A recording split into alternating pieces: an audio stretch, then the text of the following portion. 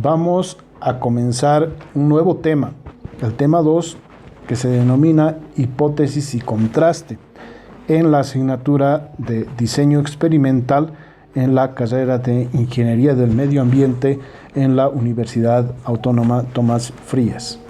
Inicialmente vamos a definir el concepto de hipótesis, pues precisamente el tema 2 gira con relación al concepto principal de este término. ¿Y cómo entendemos la hipótesis? La hipótesis se define como un intento de explicación, una respuesta provisional o anticipada a un determinado fenómeno. Su función precisamente consiste en delimitar el problema. Cuando hablamos de delimitar, significa circunscribir a los elementos de las variables que intervienen dentro del problema de investigación. Y estas variables, estos elementos, por supuesto, pueden ser tiempo, lugar, características del sujeto de investigación, etc. Y a través de lo que significa el proceso experimental y la aplicación del diseño experimental, se llegará a comprobar o, en su defecto, a rechazar las hipótesis en cuestión.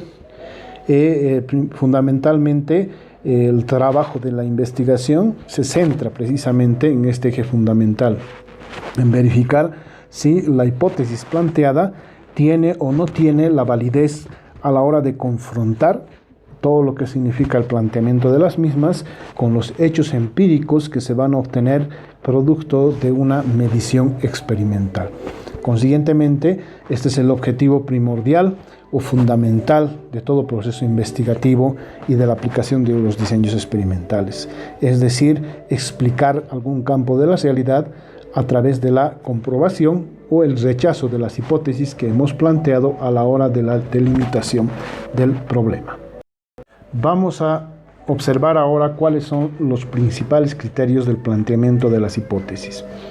En primera instancia, se debe considerar de una forma, más que todo, de una recomendación, si vale el término, que los términos a la hora de plantearse en la hipótesis deben ser claros y concretos, es decir, no debe existir redundancia. Esto a efectos de que podamos operacionalizarlo, es decir, podamos realizar tareas de operacionalización, como vamos a observar al final de este capítulo. Y esto implica precisamente que a la hora de definir planteamientos de hipótesis claros y concretos, tengamos que, de una manera implícita y también explícita, señalar, por supuesto, las variables que intervienen o que van a intervenir en todo el proceso de la investigación del diseño experimental a través de las hipótesis. Esto principalmente, la recomendación se extiende a que no, en la medida de lo posible, siempre cualquier hipótesis tiene que estar sujeta a una comprobación o a una corroboración experimental, al menos en los tipos de problemas que vamos a analizar en la asignatura de diseño experimental. Es decir, tienen que estar sujetos a una verificación empírica, ¿no?, desde el punto de vista, por supuesto, científico, ¿no? Entonces, cualquier planteamiento que se realice en las hipótesis, se reitera, tienen que ser claros, concretos, concisos y mostrando las variables tal cual se vienen a representar a lo largo de todo el proceso de investigación. Otro criterio fundamental se refiere a la característica de ser objetivas, es decir, todas las hipótesis tienen que tener la objetividad como una premisa fundamental. No deben llevar juicios de valor, no deben adjetivarse y obviamente esto implica que se debe reducir a lo máximo posible la subjetividad en términos de lo que significa su planteamiento. La idea de una hipótesis cuando explica un fenómeno anticipado es verificar a través de un diseño experimental qué es lo que sucede en la realidad y no tanto así lo que pensamos, lo que sentimos o lo que nos parece correcto o no de esa realidad. Por supuesto, estamos hablando de investigaciones de tipo experimental, de tipo empírica, de tipo causa y efecto, como nosotros habíamos explicado precisamente en el texto de la asignatura en el capítulo 1, es decir, en investigaciones de tipo causa causa-efecto. Otro criterio importante y fundamental se refiere a la especificidad, es decir, las hipótesis tienen que ser específicas, no solamente en cuanto a la delimitación del problema como tal, sino al planteamiento de los indicadores que se van a emplear. Esto para medir, por supuesto, las variables sobre las cuales estamos planteando nuestro diseño experimental y midiendo la relación causa-efecto. También es muy importante señalar que las hipótesis deben estar relacionadas con los recursos y las técnicas disponibles. Es decir, toda hipótesis planteada debe ser lo más realistamente posible en cuanto a lo que significa la planificación de los recursos y la aplicación de las técnicas disponibles. Un experimento bien conducido toma en cuenta precisamente la racionalidad en estos términos. Y obviamente de esta racionalidad va a depender la efectividad en la comprobación o no de las relaciones entre las variables de causa y efecto y la comprobación en consecuencia de la hipótesis o su rechazo. Un aspecto fundamental a la hora del planteamiento de las hipótesis tiene que ver con lo que significa el planteamiento del marco teórico. El marco teórico es fundamental en lo que significa el planteamiento de la investigación, del problema de investigación y por supuesto de la hipótesis. Con un buen marco teórico referencial, las hipótesis van a ser mucho más precisas y van a cumplir los criterios anteriormente señalados.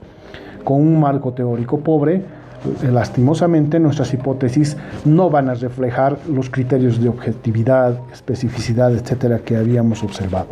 En consecuencia, nuestra investigación y el éxito de nuestra investigación en el planteamiento del diseño experimental depende de la medida en la cual nosotros conocemos más acerca de la teoría respecto del campo de investigación que nosotros estamos estudiando. Entonces esto es fundamental a la hora de conducir un experimento en consecuencia y su diseño experimental en su aplicación. Vamos a ver a continuación algunos requisitos de las hipótesis. Un primer requisito de las hipótesis planteadas a un nivel empírico o experimental es que éstas deben establecer las variables a estudiar, es decir, debe definirse, debe especificarse estas variables fijándoles un límite cuantitativo operacionalizable en términos de lo que significa su medición. También es importante que se establezcan las relaciones entre variables, es decir, una hipótesis en la cual las variables que están planteando dentro de lo que significa la situación experimental para su verificación debe ser especificada de manera que se puedan aplicar posteriormente pruebas inferenciales que nos ayuden a decidir, a rechazar, a aceptar y en definitiva a verificar que nuestra hipótesis corresponde con la realidad o con los fenómenos observados.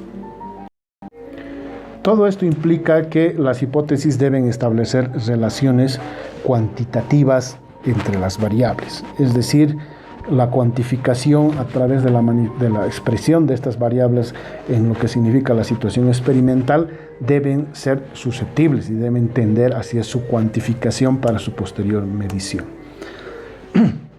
También es importante mantener la consistencia entre hechos y hipótesis, es decir, esta consistencia se refiere fundamentalmente a esa coherencia que debe existir en función de lo que habíamos manifestado anteriormente, ¿no? Las bases del marco teórico, es decir, que estén basadas sobre hechos ya conocidos. Por tanto, es recomendable y es importante que las hipótesis no deben establecer implicaciones contradictorias o inconsistentes con relación a lo que ya se ha verificado en forma objetiva. No tendría que de ninguna manera contradecir hechos, leyes, teorías que ya han sido comprobadas muchas veces. Entonces la importancia de verificar que nuestra hipótesis esté o no esté adecuadamente planteada nuevamente va a recaer sobre cuánta teoría, ¿no? Cuánto marco teórico, cuánta revisión de literatura nosotros hagamos con relación al problema de investigación en cuestión. Vamos ahora a explicar algunos tipos de hipótesis que vamos a decirlo así, que se han planteado para ciertos tipos de investigación específicas. Tenemos, por ejemplo, el caso de las hipótesis conceptuales. Las hipótesis conceptuales se formulan como resultado de explicaciones teóricas aplicables a un problema de investigación determinado. Nos ayudan a explicar desde el punto de vista teórico el fenómeno que estamos estudiando. Es decir, una hipótesis conceptual prácticamente cimienta o da una explicación teórica, una discusión teórica, un discurso teórico sobre el cual explica precisamente ciertos elementos o características con relación al problema que se está investigando. Por supuesto, la hipótesis conceptual tiene una aplicación, aunque no exclusiva, pero sí en la mayor parte de las veces en investigaciones de tipo cualitativa. En el caso de los diseños experimentales, de la medición de causa-efecto, de la medición de variables, etcétera, nosotros vamos más hacia lo que significa las hipótesis de tipo cuantitativa. Sin embargo, en la ingeniería ambiental, por supuesto, sí hay temas relacionados que pueden y se aplican a la investigación cualitativa y, por tanto, se pueden utilizar este tipo de hipótesis conceptuales. En los diseños experimentales vamos a utilizar fundamentalmente lo de tipo cuantitativo. También tenemos las denominadas hipótesis de trabajo. La hipótesis de trabajo no es una clasificación o una categorización, puesto por supuesto la hipótesis conceptual puede ser en un momento una hipótesis de trabajo. Las hipótesis de trabajo más bien tienen un carácter de explicación tentativa, es decir, como su nombre lo indica, son aquellas que se van formulando, que son susceptibles de poder ajustarse a lo largo de todo el proceso de investigación a medida que se vayan incorporando nuevos elementos, nuevos criterios sobre los cuales se explique mejor el problema. Entonces, estas hipótesis de trabajo, al tener ese carácter no definitivo, sino más bien temporal, prácticamente tienen una funcionalidad importante a la hora de plantearlos y a la hora precisamente de concebir de una manera, la manera más precisa posible los problemas de investigación y la forma en la cual estas hipótesis se van ajustando para poder explicar mejor nuestro problema de investigación. Algunos tipos de hipótesis específicas que sí van a tener aplicación directa en los diseños experimentales son la hipótesis nula, la hipótesis alternativa y la hipótesis correlacional. Cuando hablamos de hipótesis nula, vamos a suponer o vamos a hacer la suposición anticipada respecto de los resultados de una investigación de la igualdad o semejanza. Entonces, cada vez que nosotros hablemos o mencionemos que una hipótesis nula se ha verificado, es porque hemos corroborado que existe una igualdad o semejanza entre los niveles de respuesta de la variable independiente o de los tratamientos. En cambio, la hipótesis alternativa, que es también un tipo de hipótesis que vamos a utilizar frecuentemente en la asignatura, es contraria a la hipótesis nula, es decir, supone diferencia o no igualdad en la respuesta de los niveles de los tratamientos o de las variables independientes que nosotros estamos utilizando en el experimento. Al aceptar la hipótesis nula, obligatoriamente se niega la alternativa y viceversa. La hipótesis correlacional, si bien se aplica a muchas pruebas de análisis estadístico inferencial, y también obviamente mide causa-efecto, sobre todo mide la relación entre dos variables, ¿no? X e Y. Estos tipos de hipótesis correlacionales tienen una prueba a través de la cual se mide este nivel de relación que en muchos casos también concluye con la relación causa-efecto entre las variables en cuestión. Algunas dificultades en la formulación de las hipótesis. Bueno, algunos puntos claves usualmente que se observan cuando se formulan las hipótesis son las siguientes. Usualmente una de las grandes dificultades es la falta de conocimientos o ausencia de la claridad del marco teórico. Entonces reiteramos, cuando tenemos poco conocimiento teórico, no tenemos bases sólidas teóricas con relación al problema de investigación que estamos planteando, va a repercutir necesaria y negativamente en el planteamiento de la hipótesis. También en lo que significa la falta de aptitud para la utilización lógica del marco teórico. Es decir, una vez que, bueno, si tenemos acceso y tenemos el conocimiento, pero no tenemos las habilidades para instrumentalizar todo lo que significan las variables o los elementos que nosotros hemos podido identificar en el marco teórico e incorporarlo dentro de lo que es la lógica de nuestra investigación, también va a repercutir en un planteamiento erróneo de nuestra hipótesis. También una dificultad es el desconocimiento de las técnicas adecuadas de investigación. Y esto obviamente repercute no solamente en la forma en la cual se va a redactar las hipótesis, sino posteriormente, si es que continuáramos con un proceso de investigación que desde ya va a ser fallido si no tenemos una hipótesis adecuada, podría también repercutir con el mal uso de las técnicas en resultados sesgados, los resultados equivocados en términos de los productos finales que se espera de nuestra investigación. Siempre que hablamos de verificar o rechazar una hipótesis, necesariamente tenemos que mencionar el término sobre el cual, el término funcional, a través del cual nosotros realizamos este procedimiento de corroboración, de rechazo o de aceptación de la hipótesis. Y eso es el contraste de hipótesis. Para el contraste de hipótesis, fundamentalmente y previamente hay que aclarar que vamos a tomar en cuenta dos tipos de hipótesis de las que hemos visto y las vamos a utilizar la mayor parte de las veces en los tipos de diseños que vamos a estudiar. Me refiero a la hipótesis nula y a la hipótesis alternativa. Recordemos que la hipótesis nula supone semejanza, igualdad de respuesta, y la hipótesis alternativa se refiere a una diferente respuesta que se tuviese de los niveles o las variables independientes que se está utilizando. Entonces, para contrastar, ahora este gráfico que ustedes lo observan a continuación, nos sirve fundamentalmente a la hora de explicar cómo se realiza este contraste. Cuando hablamos de contraste, por supuesto, vamos a nosotros referir a diversas pruebas estadísticas que las vamos a ir utilizando para contrastar, ya sea para aceptar la hipótesis nula, para rechazarla, aceptar la hipótesis alternativa o en su defecto rechazarla. ¿Y en qué consiste el contraste de hipótesis? Consiste en verificar dónde cae, y vamos a decirlo así en términos gráficos, dónde cae toda la operacionalización matemática a la hora de realizar el planteamiento del contraste de la hipótesis nula alternativa en esta curva, ¿no? Es decir, si cae en esta región, si cae en esta región, si cae en esta otra región. De ahí, gráficamente, esa es la lógica del contraste que nosotros vamos a ir desarrollando a través de las diferentes fórmulas, diferentes procedimientos estadísticos que los vamos a ir verificando.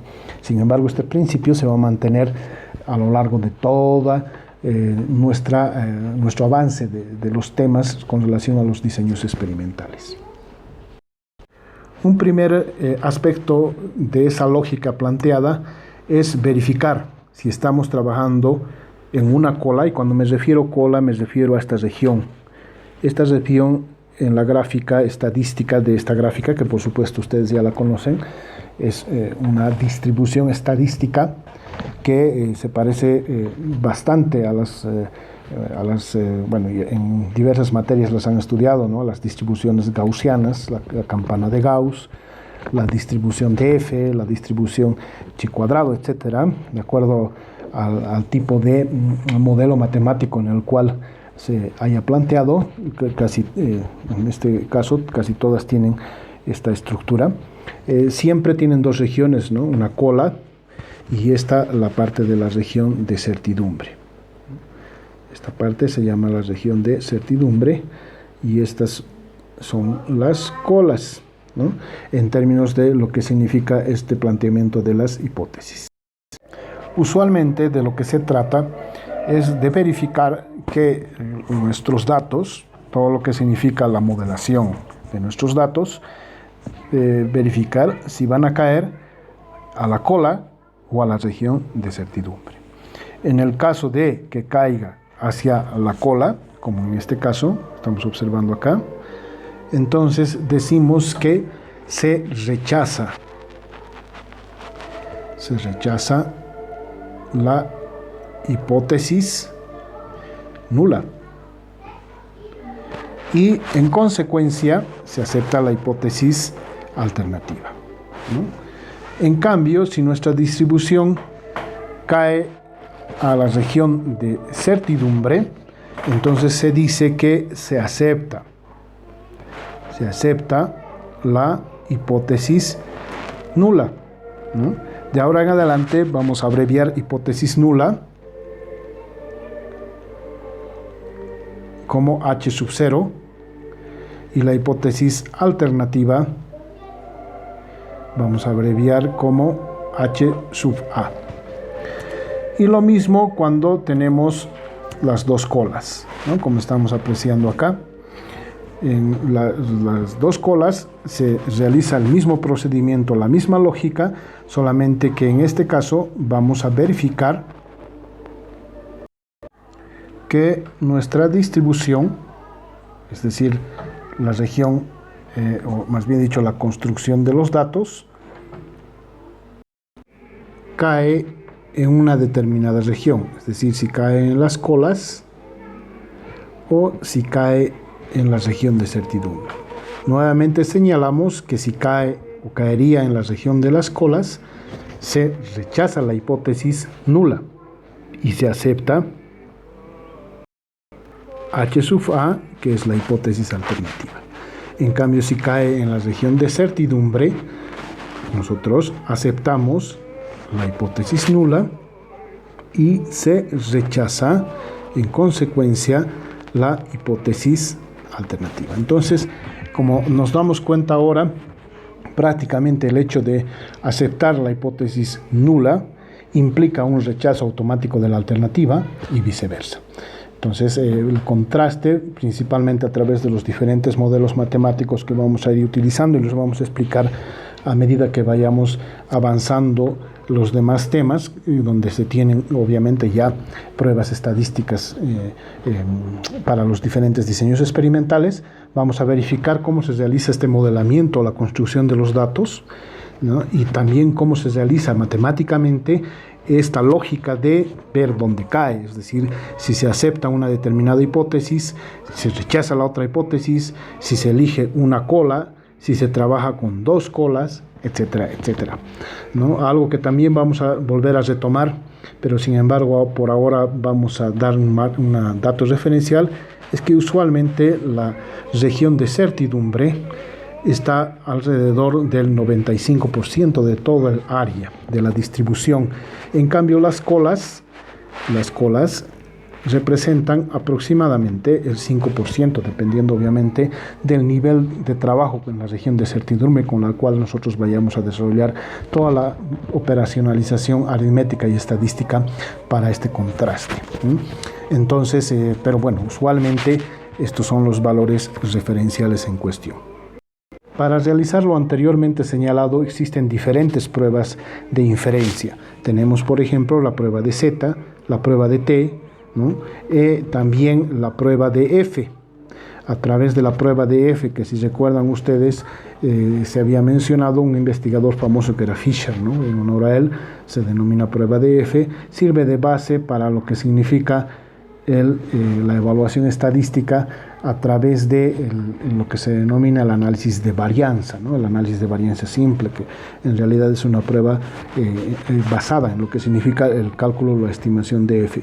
Estas pruebas tienen su lógica matemática, su lógica aritmética, para procesar, modelar el conjunto de datos que tenemos, compararlos con las distribuciones, como hemos explicado anteriormente, para ver si cae en una determinada región o no, y obviamente a partir de estas nosotros poder determinar dos aspectos fundamentales que ya lo hemos mencionado. Uno, qué hipótesis se acepta, ¿no? Aceptación, hipótesis aceptada, y qué hipótesis en consecuencia, al aceptar la una, va a ser rechazada. Entonces, recordemos, las dos posibilidades con las que vamos a trabajar son la hipótesis nula y o la hipótesis alternativa, ¿no? Entonces, todas estas pruebas nos van a poder determinar si esta es la aceptada y esta es la rechazada, o viceversa, si esta es la aceptada y esta es la rechazada. Veamos ahora un ejercicio de la operacionalización preliminar de un diseño experimental, tomando en consideración los elementos con relación a las hipótesis que hemos estudiado anteriormente. Este ejercicio de operacionalización además nos va a servir como base para la tarea que vamos a sacar en la plataforma virtual. Entonces, siempre al operacionalizar es necesario definir algunos elementos conceptuales clave, que los vamos a ir cotidianamente trabajando cada vez que hagamos ejercicios con relación a algún tipo de diseño experimental en cuestión que vayamos a estudiar en los temas posteriores. Entonces, el primer elemento a considerar es el problema. ¿Qué es el problema? Constituye la pregunta fundamental que se quiere responder a través de la investigación. Otro elemento que también hay que trabajar y definirlo es el objeto de estudio. El objeto de estudio es la parte de la realidad que se quiere investigar y a través de la cual se pretende responder la pregunta de investigación establecida en el problema. Es decir, el objeto de estudio tiene una directa relación con el problema de investigación. También está el objetivo, que plantea el para qué de la investigación. Y a partir de estos elementos que nos ayudan a entender la delimitación del problema, la delimitación y el objeto a través de este problema planteado, que es lo que vamos a estudiar, por supuesto entran las variables que hemos mencionado anteriormente en lo que significa en los trabajos con las hipótesis. Tenemos, por ejemplo, la variable independiente, que es la variable causal o tratamiento estudiado. Siempre hablar de causal es la causa, que también lo hemos visto en un esquema de diseño experimental, ¿no? En el modelo de causa, proceso, salida, con los factores controlables y no controlables, ¿no? Esta es la causa, el factor causal. Las variables dependientes, que son las variables respuesta o efecto que se produce a través de la causa del tratamiento. Las variables extrañas, por supuesto, tienen que ver con aquellos tipos de variables no controladas, pero que tienen un efecto en la respuesta, ¿no? También en el tema 1 habíamos visto todo lo que significa el marco conceptual de estos diferentes tipos de variables, que es importante ahora repasarlo también, ¿no? A partir del texto de la asignatura. Y obviamente entra también dentro de este proceso de operacionalización la hipótesis nula, que es la suposición de semejanza e igualdad, como hemos visto anteriormente, y que se va a verificar en tanto y en cuanto, a través del procedimiento matemático estadístico de lo que significa la prueba inferencial para el contraste de hipótesis, se verifica que va a caer en la región de certidumbre. También tenemos la hipótesis alternativa, que es un elemento de la definición de operacionalización del diseño experimental. La hipótesis alternativa va a suponer una diferencia de respuesta que se va a verificar también a través de todo este procedimiento experimental, ¿no? Entonces, siempre están, como les habíamos mencionado, aquí la hipótesis nula y alternativa, que van a entrar cotidiana y periódicamente en todos los contrastes, y que al final tienen, dentro de lo que significa los diseños experimentales, y constituyen y tienen el rol del eje fundamental para verificar cuál es el comportamiento de los fenómenos estudiados y cómo, obviamente, a partir de estas suposiciones nosotros vamos a poder verificar esta relación causa-efecto. Como un ejemplo de operacionalización, vayamos a ver este tema fundamental, las especies nativas como método de control en la reducción de la erosión del suelo, ¿no? Entonces, estamos estudiando la erosión del suelo y viendo cómo las especies nativas se constituyen un método para controlar o reducir este fenómeno. Entonces, a partir de eso, el planteamiento del problema nos dice las especies nativas, las especies vegetales nativas como método de control y reducción de la erosión. Lo podemos plantear y usualmente se plantea esto en forma de pregunta. La pregunta en cuestión podría ser, la siguiente, ¿no? ¿Cuál es el efecto de tener diferentes tipos de especies vegetales en el control y o reducción de la erosión del suelo? O también tal cual puede plantearse también de una forma descriptiva. Lo recomendable siempre es hacerlo en formato de pregunta, puesto que la pregunta involucra directamente la necesidad de una respuesta, que es al final lo que busca un diseño experimental. El objeto de estudio obviamente lo que estamos nosotros estudiando es la erosión del suelo, ¿no? La erosión del suelo es sobre lo que nos vamos a concentrar en la investigación. El objetivo, determinar el efecto de la introducción de especies vegetales en el control de la erosión del suelo, siempre con relación al objeto del estudio y siempre con relación a lo que significa el problema de investigación planteado. La variable independiente, por supuesto, cuando me refiero a variable independiente, es la variable causal. Recordando lo que habíamos definido en el tema anterior, la variable causal es aquella variable a través de la cual el investigador pretende manipular un fenómeno de la realidad. Trata de verificar o comprobar o alterar ese fenómeno de la realidad y obviamente para que se verifique o se rechace una de las hipótesis que se ha planteado, ¿no? Es decir, es la forma en la cual se va manipulando el investigador la realidad a través de una variable independiente y de sus niveles, ¿no? Que también los conocemos nosotros como tratamientos, ¿no? Y que esta es la denominación que generalmente vamos a utilizar a lo largo de los diseños experimentales, ¿no? Los tratamientos. Para la operacionalización de la variable independiente, usualmente se realiza, en el ejemplo que estamos realizando nosotros, un cuadro descriptivo en el cual tenemos el nombre de la variable, su descripción, los niveles o tratamientos, método de aplicación y las observaciones que estamos realizando en términos de lo que significa la aplicación de esta variable. Por ejemplo, en nuestro caso, lo que nosotros como investigadores vamos a manipular e introducir a lo que significa la realidad para verificar su efecto, que en este caso es la erosión del suelo, son las especies vegetales nativas. Entonces la descripción dirá plantas semiarbustivas con un tamaño máximo de 70 centímetros, semiperennes, anuales, adaptados a la región altiplánica de Bolivia. Los niveles se refieren a los tratamientos en cuestión, ¿no? O sea, cuántas especies nativas voy a verificar, voy a comprobar yo dentro de lo que significa mi experimento. Entonces utilizaré, en este ejemplo, paja brava, tolas, quisuara. Acá la estoy poniendo sus nombres comunes, pero por lo general es importante cuando desarrollamos ya el documento de investigación poner sus nombres científicos, ¿no? Su nombre científico, su género y su especie, y obviamente con los convencionalismos que se requieren. Método de aplicación, más o menos significan los pasos o procesos a través de los cuales nosotros vamos a implementar esos tratamientos. Empieza con un paso de recolección de semilla, tratamientos pregerminativos, pruebas de germinación, trasplante, área de la pradera, o sea, determinación del área de la pradera, monitoreo, etc.